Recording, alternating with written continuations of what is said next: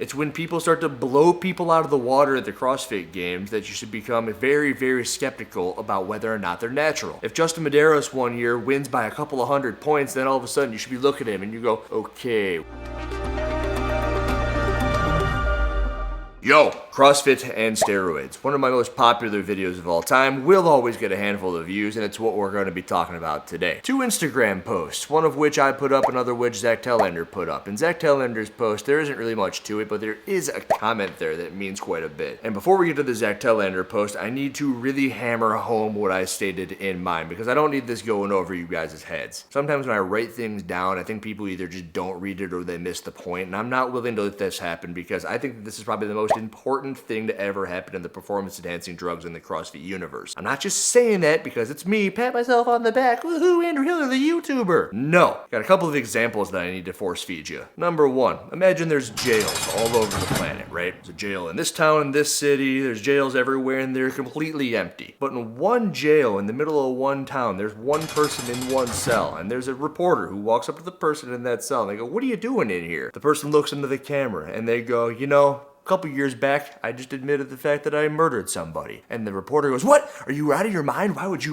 admit that? Are you kidding me? Like, look around you." Person goes, "You're asking me why I'm crazy? You're wondering why all these jails are empty? Why do you think they're empty?" And that's what we're dealing with in this CrossFit universe right now. There's one person in jail, but there's actually 48 people in jail, the CrossFit sanctioned list. And the only person who is positive for using exogenous testosterone is Andrew Hiller. And the only way that I can tell you guys how absurd it is that Andrew Hiller using testosterone, the only person listed for using that substance, is by supplementation. Not the performance enhancing type, but when you walk into a GNC, when you start working out, you're at your CrossFit affiliate, you're at your Globo gym, any gym on the planet Earth, and you want to start using a supplement, they're going to tell you one thing, probably protein powder, if they know what they're talking about. Maybe it's whey, maybe it's casein. It shouldn't be casein. If it's vegan, maybe it's one of those crappy plant protein powders, but it's going to be a protein. Down the road a little bit, you'll look at a creatine, you'll look at a fish oil, a zinc, a magnesium to help you sleep, whatever you want. But you start with protein. And when you do steroids, when you're a man, you start with testosterone, 500 milligrams a week or get out of here. So you tell me, how are there 48 people listed on that thing and one dude using testosterone? It makes it look crazy. A world of jails and there's one person in it. A world of people using supplements and they're all using the freaking beta-alanine. Not creatine, not caffeine, not protein. Hey, everyone's using beta-alanine. That's GW501516. That's the correlate. Why is everyone using this thing and no one's using the one that everyone starts with? Why is no one using protein? Protein is proven to work. Everyone knows it's the building blocks of muscle. It's got amino acids. It's great for you. Why is Andrew Hiller the only one using protein? Well, they can't find it. Just ask the Masters athletes, right? Why is it that the 54-year-old male athletes look better than the 24-year-old male athletes? It's because they get doctor's scripts for this stuff. It's one of my favorite quotes of all time from one of these people. It was a dude in his 30s, upper 30s, and he was competing in the Masters class, and he looks left and he looks right, and he goes, "Okay, I can't wait until I'm in my 40s, because apparently when you're in your 40s, you're going to start hitting your genetic potential." And everyone knows that that's not true. When you hit your 40s, you start to dip a little bit. Your testosterone goes down. There is one reason alone that you start to look better with age, and it's due to performance-enhancing drugs. There's going to be some nincompoop out there that starts to argue with me about this. But hey, I'm just telling you how it is. Just like Dave Lipson is in the Zach Tellander post. So the Zach Tellander post is this long, overblown Ben Bergeron piece of crap. No way. You can't look like that Adonis. You can't look like that type of a fitness model without being unhealthy, without taking performance-enhancing drugs. But it's got to do with performance-enhancing drugs, and what's important here is what Dave Lipson had to say. 10-year CrossFit seminar staff member. Okay. He's pretty well renowned. He knows his stuff when he talks about CrossFit. I've coached CrossFit Games champions. Okay, he's talking about Camille. And I can tell you that no, it's not the training, it's the genetics and sometimes the drugs. If you break that down a little bit, it's actually really close to a conversation that I had recently with somebody. It's the genetics and it's sometimes the drugs. The first comment there from King of Natties says that this is definitely not true, which is why this is so ridiculous and why I needed to include this into the video, because what Dave states here is not ridiculous. It's about as accurate a representation as you could get from somebody who's been on seminar staff, who's been to the games, who's coached games champions, and from who is clearly using a buttload of performance-enhancing drugs himself. You cannot argue with Dave freaking Lipson with this, and I'm going to go ahead and do what I can to help double down on what he stated right here. He says that it's genetics and sometimes drugs, and it's not the training. It's not the training. I'm gonna tell you why. There are 8 billion people on the planet, and there's 4 billion dudes and 4 billion chicks, but for the sake of argument here, we're gonna say that there are 100 dudes. Wow. There are 100 dudes who all need to do a 1 mile run. Some are shorter, some are taller, and you can see that. Some are bigger, some are smaller, not just by height, but by body mass and whatever, but they're all different shapes and sizes, and you can see that, but what you can't see is what's on the inside of them. But the next thing that you can start to see is how they train, and I'm going to tell you that they're only allowed to run 1 mile a day. And at the end of a year, they're going to be running 1 mile for time. Now here's what people are going to do. They're going to run 1 mile every day. Run a mile, run a mile, run a mile, run a mile, run a mile. Some people are going to want to split that up. They're going to do 800 meters in the morning, 800 meters in the evening. Wow. Some people are going to go crazy and they're going to do 100 meters every hour on the hour, and they're going to try to see how quickly they can run that 100 meters, equaling 1600 meters in 16 hours. They go to sleep for 8, and that's kind of a perfect circle of events right there. It's been 1 year, you got these 100 dudes, they're all going to do 1 mile for time, and you're all thinking, okay, I think the 800 meter runner is going to win. Some people are thinking the 1 mile a day runner is going to win. There's some stupid moron out there who's thinking, oh, the 100 meter runner is going to walk away with it for whatever reason. I'm here to tell you, and Dave Lipson is here to tell you, that none of what they did really matters. It doesn't matter! It matters a little bit. I would say that the 800 meter runner probably was training the best to maximize whatever genetic potential they had. But I bet Dave would agree with that there is a chance that there is someone out there who's running 100 meters every hour on the hour who 1 year later is going to beat 100 dudes. If that one doesn't really make all that much sense to you, imagine this. There's a world of 99 people out there. It's like Hafthor, it's Arnold Schwarzenegger, Chris Bumstead, Larry Wheels. It's those 4 dudes, and let's say there's 99 people just like that, all dudes again. And then there is one Sevan Matosian. Yeah, all 5'5" of that dude in all of his glory. These 99 dudes, they're not taking steroids, all right? Chris Bumstead, he's not touching it. Larry Wheels, Schwarzenegger, the Hafthor, they're not touching any of that stuff. Sevan Matosian, every single drug on the face of the planet, he is taking that stuff. Peptides, steroids, trend, the whole shebang. He's on it. They do it for a year. 1 year later, they're doing a 1 rep max deadlift.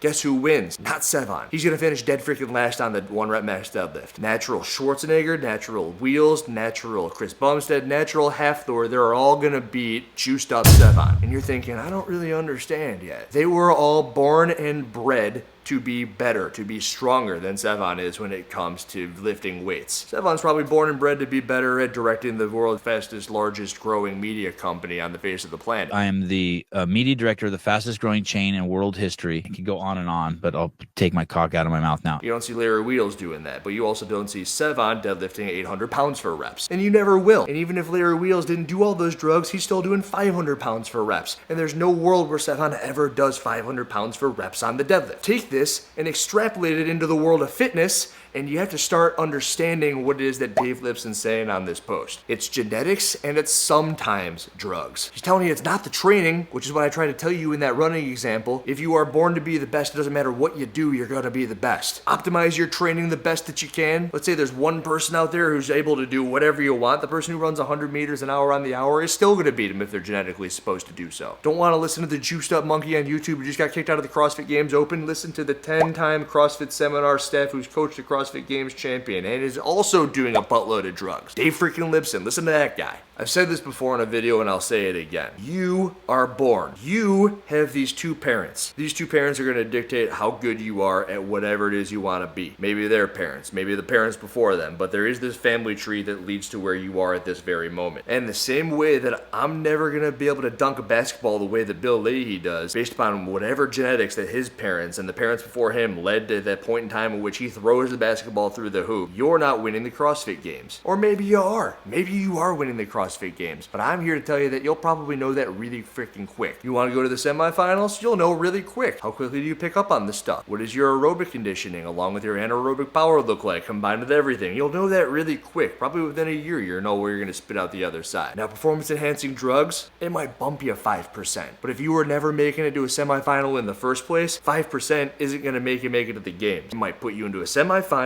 Maybe it bumps you up a couple thousand spots in a quarterfinal. Maybe performance enhancing drugs take you from 20,000th in the open to 10,000th in the open. But your genetic potential naturally was still 20,000th in the open. I did every steroid under the sun and I finished 10,000th. It's the reason why it's wild where I think someone like Justin Medeiros is natural. Wow. Justin Medeiros sneaks out the CrossFit Games championship by the hair of his chinny chin chin. 22, 23, 24-year-old Medeiros. Natural as can be. It's when people start to blow people out of the water at the CrossFit Games that you should become very, very skeptical about whether or not they're natural. If Justin Medeiros one year wins by a couple of 100 points, then all of a sudden you should be looking at him and you go, okay, we should start paying attention to his mannerisms. We should start paying attention to his body ebbs and flows over the point of his career. We see they softened up a little bit, and now all of a sudden his neck is shooting out of his body and he's shredded like a freaking god. What happened to Justin Medeiros? And also, why did he win by a couple 100 points? There is no evidence to say that looking better physically also makes you fitter. And there's actually quite a bit of evidence on the contrary. Having a little bit of a softer physique might make you more aerobically fit. But stupid people like the ones in this comment section responding to Dave Lipson are never gonna understand that. Which is why I can keep making videos on it. I can keep doubling, tripling down and explaining it from every avenue and every corner of where my brain can go to help you guys understand the way things are. And this video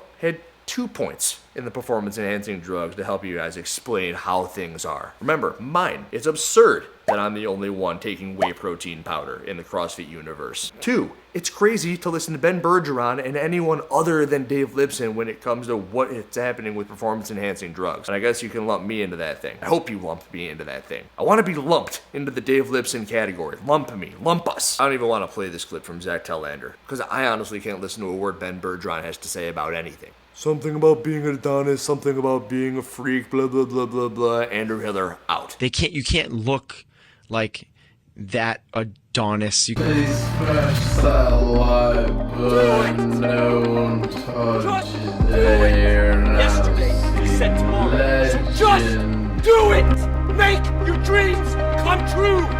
Just do it! Some people dream of success, while you're gonna wake up and work hard at it. Nothing is impossible! No! What are you waiting for? Do it! Just do it! Yes, you can!